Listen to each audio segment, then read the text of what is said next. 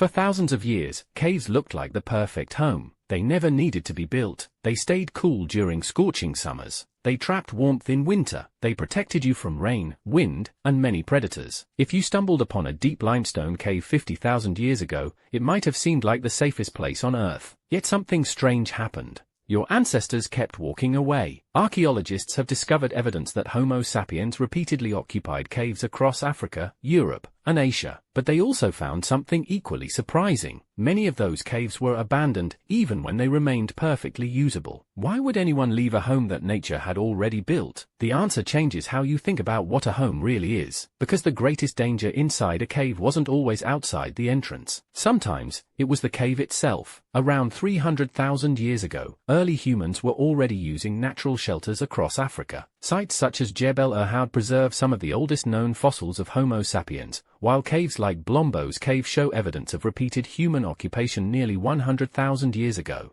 These weren't random hiding places. People cooked there, made tools there, slept there, raised children there. A cave offered something the open landscape couldn't: protection, or at least, that was the assumption. Except there was a problem. Humans weren't the only species that liked caves. Long before people moved in, caves belonged to predators. Cave lions, leopards, hyenas, even bears. In Chauvet Cave in southern France, dated to around 36,000 years ago, archaeologists found the remains of hundreds of cave bears. Many had lived and died there long before humans created the cave's famous paintings. The cave wasn't built for people. It was already occupied. Finding an empty cave didn't mean it would stay empty. A hibernating bear returning in winter could become a deadly surprise. A leopard might drag prey inside. A pack of hyenas could reclaim the shelter after sunset. Living in a cave often meant sharing it with animals that considered it their home first. But here's where it gets stranger. Even an empty cave could slowly become dangerous. In 2022, researchers studying prehistoric cave occupations pointed out that enclosed shelters often accumulated smoke, ash, and airborne particles from repeated fires. Unlike modern homes with chimneys or ventilation systems, most caves trapped smoke near the ceiling, especially during cold weather when fires burned for hours. Smoke wasn't just uncomfortable, it affected health. Burning would release microscopic particles that irritate the lungs and reduce oxygen in enclosed spaces.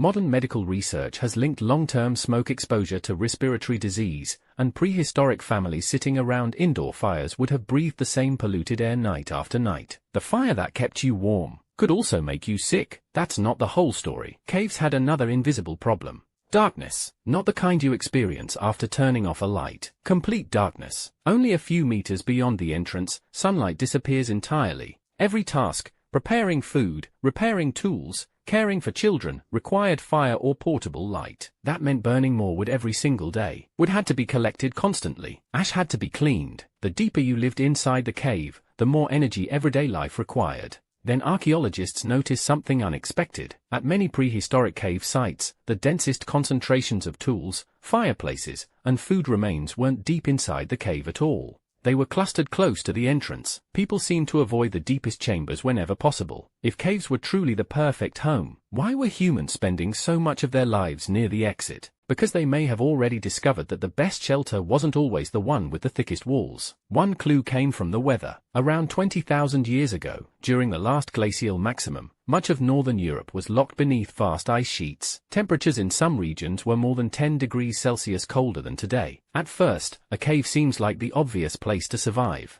But caves have a surprising property. They don't stay warm. Most maintain a temperature close to the average annual temperature of the surrounding region. That means if the local yearly average was only a few degrees above freezing, the cave stayed only a few degrees above freezing too. It blocked the wind. It did not create heat. Without a constant fire, a cave could become painfully cold. Keeping that fire alive required enormous amounts of fuel. A single hearth burning through the night could consume large quantities of wood, forcing people to spend hours gathering fuel instead of hunting or making tools. Except there was another problem. Food rarely came to the cave. Archaeological sites such as Dolní Věstonice show that Upper Paleolithic hunters often followed migrating herds across changing landscapes. Reindeer, horses, bison, and mammoths didn't remain in one place throughout the year. If the animals moved, humans had to move too. A perfect cave was useless if it sat hundreds of kilometers away from the next successful hunt. For mobile hunter-gatherers, carrying a few hides and building a temporary shelter beside the herd often made far more sense than walking back to the same cave every evening. The landscape became their home. But here's where it gets stranger. Humans eventually became so skilled at building shelters that caves began losing their biggest advantage. Evidence from sites across Eurasia shows people constructing huts from wood, branches, animal hides, and even mammoth bones. At sites like Mezhyrich,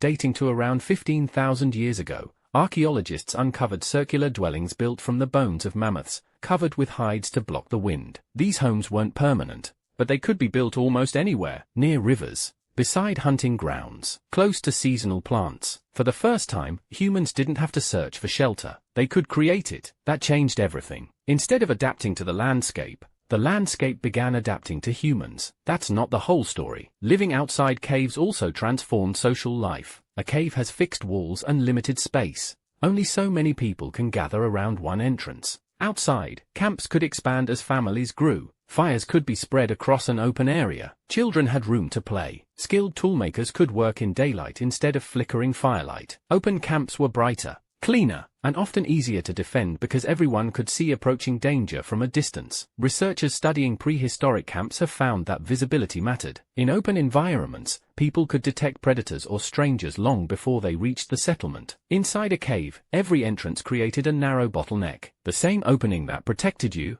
could also trap you. Then another discovery changed how archaeologists viewed caves entirely. Many caves that humans repeatedly visited contained surprisingly little evidence of everyday living compared with nearby open-air sites. Instead, they contain artwork, burials, or occasional occupations. It raised an unexpected possibility. Maybe some caves were no longer homes. Maybe they had become something else. Something people visited, but chose not to live in. One of the most famous examples is Lascaux. Discovered in 1940, its walls are covered with more than 600 painted animals, horses, bison, deer, and bulls. Another remarkable site, Chauvet Cave, contains artwork dating back roughly 36,000 years, making it one of the oldest known painted caves in the world. What surprised archaeologists wasn't just the paintings, it was where many of them were located. Some were created hundreds of meters from the entrance, in chambers so dark that reaching them required torches and careful navigation. Those weren't practical living spaces. There were no kitchens, no sleeping areas, no evidence of daily family life. People were entering these caves for reasons beyond survival. Exactly why remains debated. Some researchers suggest ceremonies. Others propose storytelling, teaching, or spiritual practices. Whatever the purpose, the pattern is striking. As humans became better at building shelters,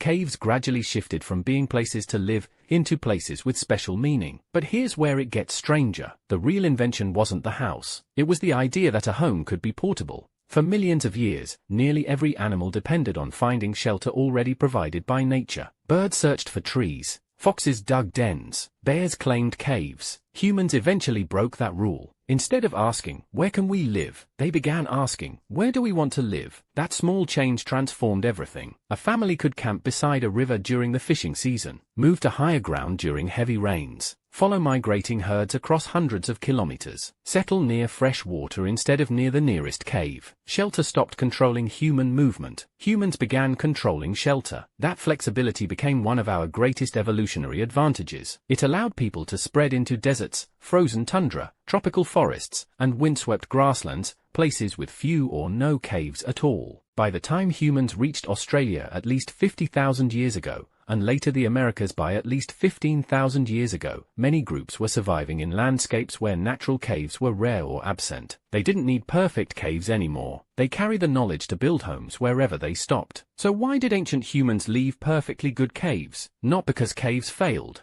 They were remarkable shelters. They blocked wind, softened extreme weather, and offered protection that open ground often couldn't. But they also trapped smoke, limited space, tied people to one location, and sometimes housed predators long before humans arrived. As our ancestors learned to weave branches, stretch animal hides, shape wooden frames, and organize mobile camps, they discovered something more powerful than any cave: choice. A home was no longer defined by stone walls. It was defined by the people who built it. The next time you close your front door, it's easy to think of a house as something permanent. For almost all of human history, home was never a place waiting to be found. It was a skill carried from one campsite to the next.